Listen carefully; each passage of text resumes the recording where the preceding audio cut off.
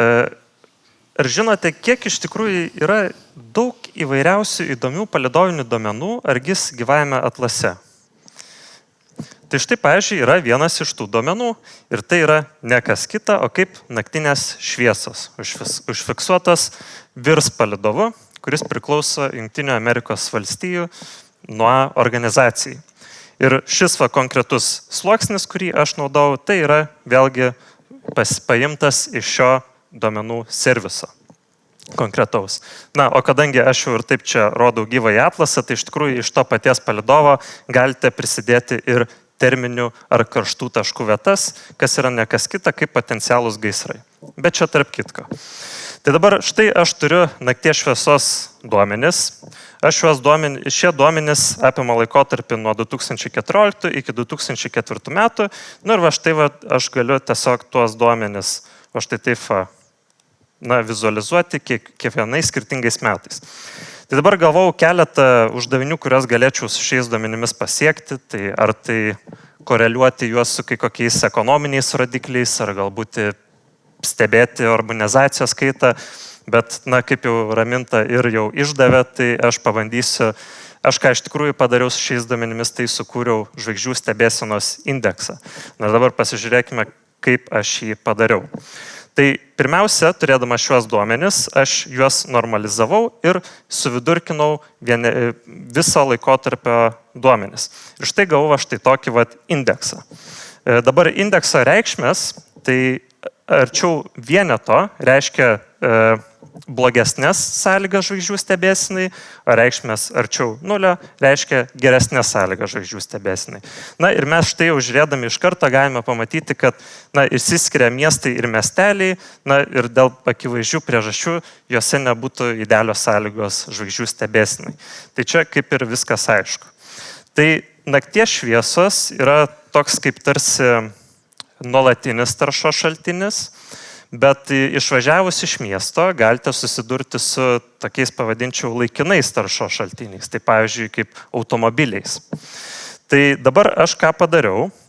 Aš pasiėmiau Lietuvos transporto kelių tinklą ir iš to tinklo savo nuomonę išsieksportavau tuos kelius, kurie pagal mane turi intensyviausią eismą. Ar ne tai yra automagistralės, greitkeliai ar kai kurie rajoniniai keliai. Na ir kodėl aš tai padariau? Tai, jeigu aš išvažiuoju pasižiūrėti žvaigždžių už miestą, tai kas tą mano patirtį gali šiek tiek sugadinti ar tos romantikos pamažinti, tai kaip pravažiuoja automobilis su ilgomis šviesomis, pavyzdžiui. Tai ir šiuos kelių duomenis pasiėmęs, aš susikonstravau lygiai tokiu pačiu principu kelių indeksą. Štai.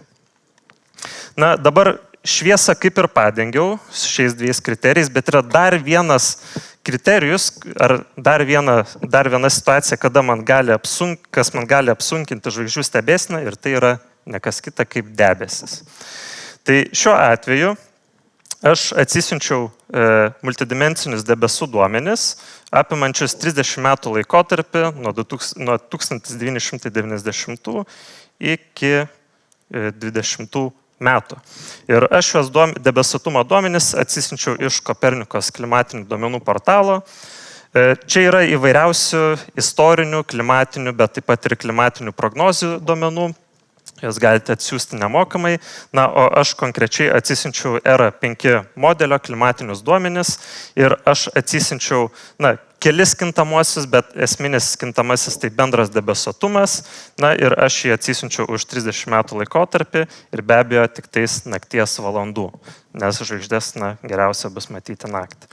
Mano laimiai šie duomenys jau yra teikiami indekso pavidalu, tai man jau konvertuoti nieko nereikėjo, bet aš šiuos 30 metų laikotarpio duomenis suvidurkinau tiesiog kiekvienam mėnesiui ir štai galime pasižiūrėti 30 metų vidurkį Lietuvoje debesuotumo ir kaip jisai atrodo.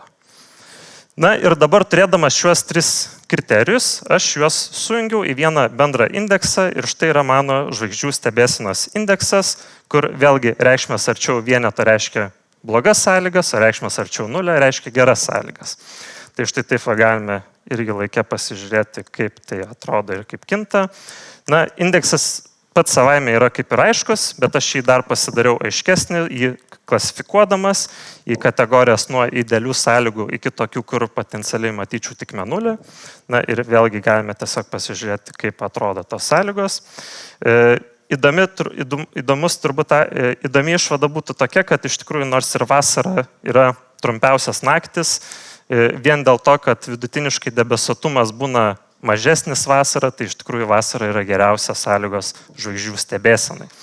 Na, o dabar pabaigai dar norėčiau su jumis pažaisti mini žaidimuką. Tai štai aš esu prisiartinęs vieną vietą ir dabar aš tiesiog jūsų paklausiu, ar žinote, kas yra va šitoje va vietoje, kas čia yra per taškas tarp Kauno ir Vilniaus. Tai pasirodo visai čia ir nepaslaptis, na ir iš tikrųjų tai yra ne kas kita, o kaip šiltnamių skleidžiama šviesa. Ačiū išdėmesi ir Raminta, žodį grąžinu tau.